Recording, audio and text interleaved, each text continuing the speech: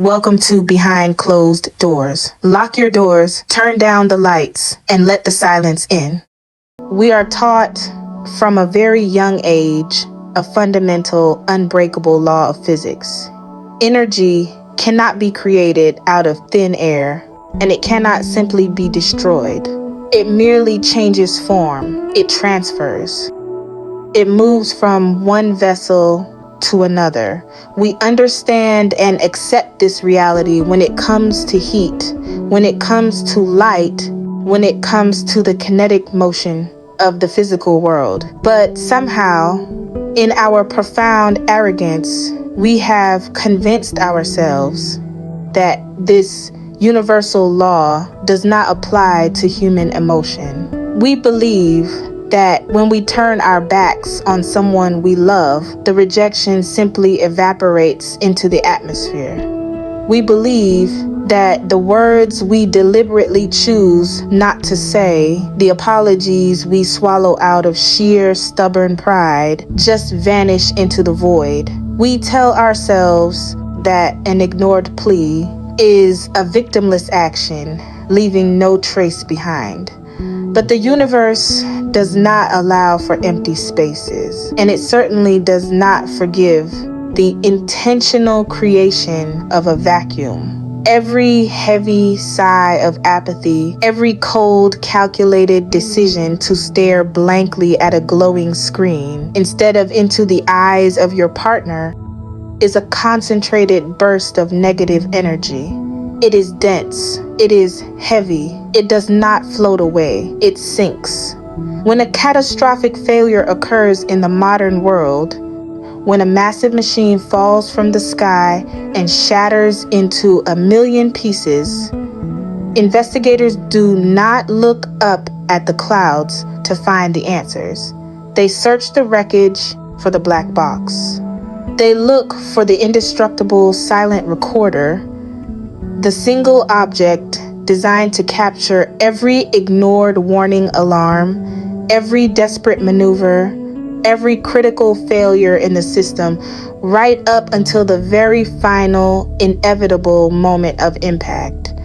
Your home, the sanctuary you built to hide from the world, is entirely constructed of black boxes. The walls framing your hallway, the worn wooden floorboards beneath your feet, and yes, the heavy, dark brown leather of your vintage Chesterfield sofa. These are not merely inanimate objects. They are meticulous, silent archives. They are the undeniable record keepers of your domestic life. They absorb the toxic, suffocating silence that follows a dismissed apology. They soak up the bitter, quiet resentment of a dinner eaten entirely without conversation. The house becomes saturated.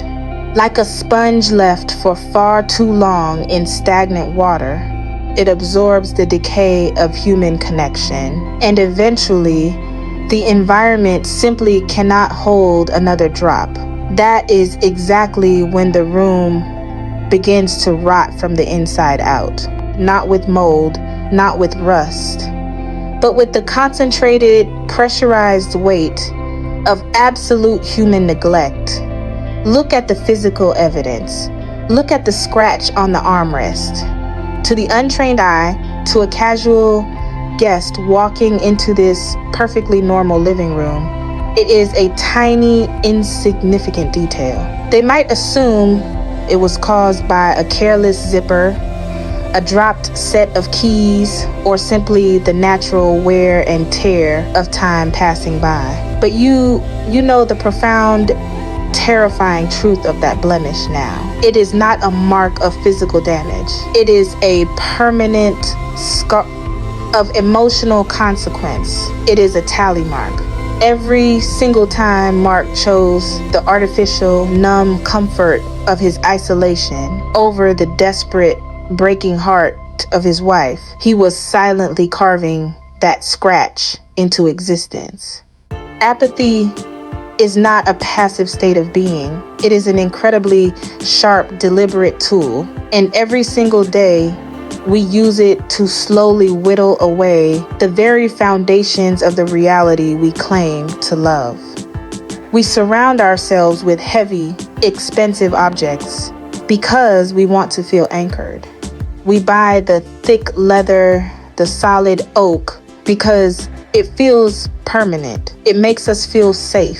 But permanence is a deeply unforgiving mirror. If the object remains, then the memory of your actions remains trapped inside it. The furniture becomes a physical manifestation of your worst, most selfish decisions. The vintage Chesterfield catalogs the heavy sighs. It indexes the deliberate turn of the shoulder. It files away the tears that were shed just outside the perimeter of its cold, flickering blue light. We call them inanimate. We invented that word to comfort ourselves, to establish a hierarchy where we are the absolute masters and the material world is entirely subservient to our whims. We desperately need to believe that the things we own cannot judge us.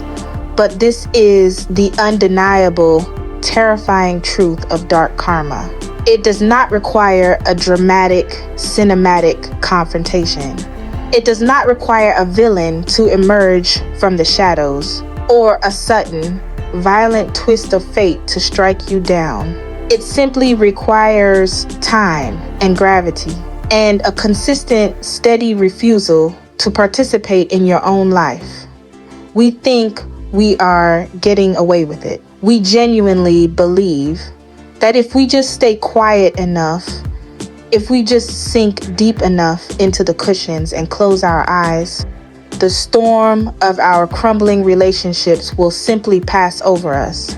But the storm is not outside the window. The storm is inside the house. The storm is the silence itself.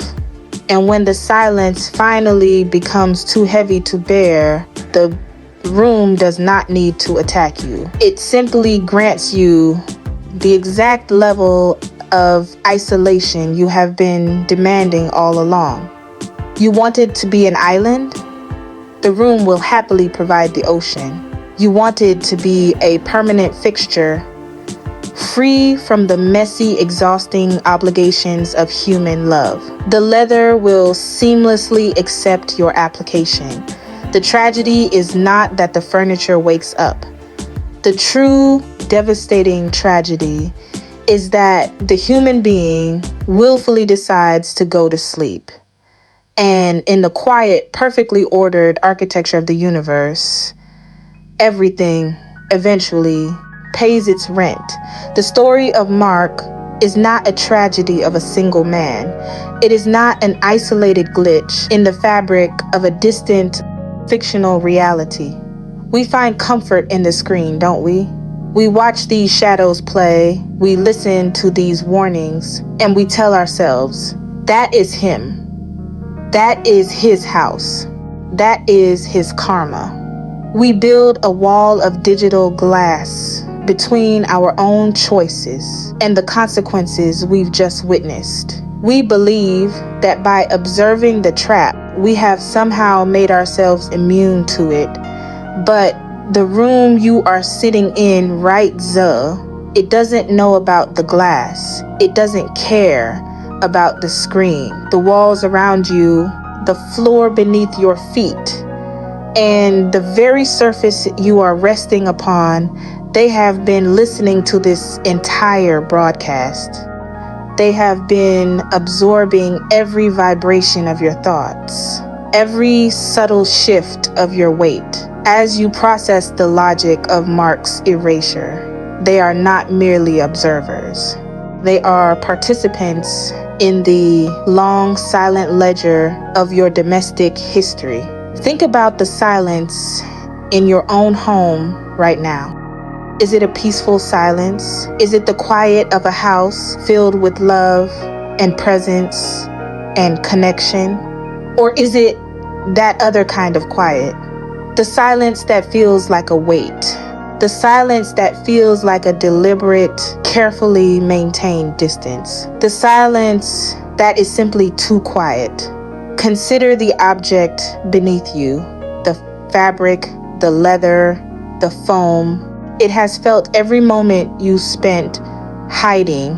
It remembers every time you used its embrace to disconnect. How many times have you sat in this very spot while someone in the next room was waiting for you?